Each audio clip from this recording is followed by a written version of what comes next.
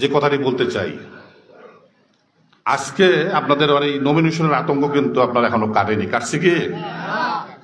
তার কারণ মাঠে বিভিন্নভাবে বিভ্রান্ত ছড়ানো হয়, বিভিন্নভাবে আপনার নাটকীয়তা আপনারা শোনেন।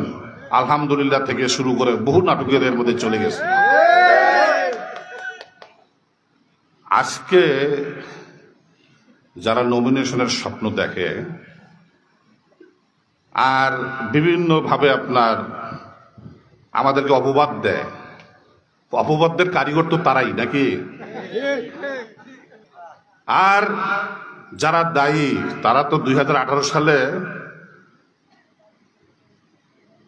মনোনয়ন চাইতে যায় নাই, গেছিল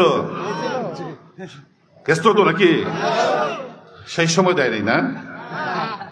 সেই সময় দিচ্ছে। আর আজকে আমি কি অসুস্থ হয়ে গেছি নাকি? আপনার আমি কি মাঠে ছিলাম না? তাহলে কি আমার জনসমর্থন কমে গেছে? আর আজকে বলা হয় কি আপনার নমিনেশন আমাদের নাই নাকি? এটি অনেক রাজনীতির অনেক পরীক্ষার বিষয়। আমি মনে করি প্রত্যেকটা পরীক্ষায় আপনাদেরকে সাথে নিয়ে আমি উত্তীর্ণ হয়েছি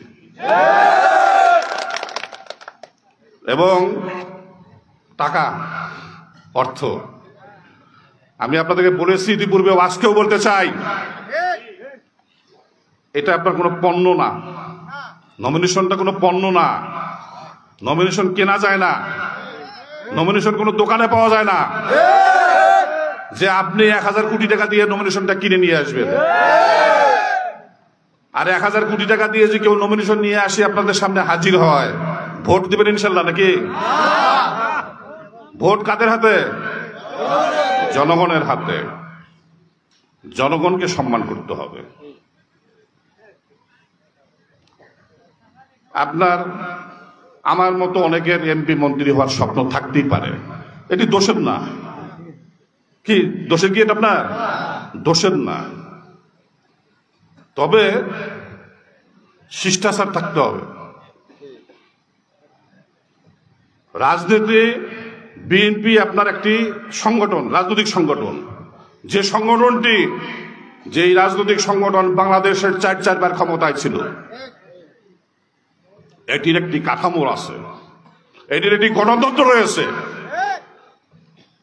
যারা স্বপ্ন দেখে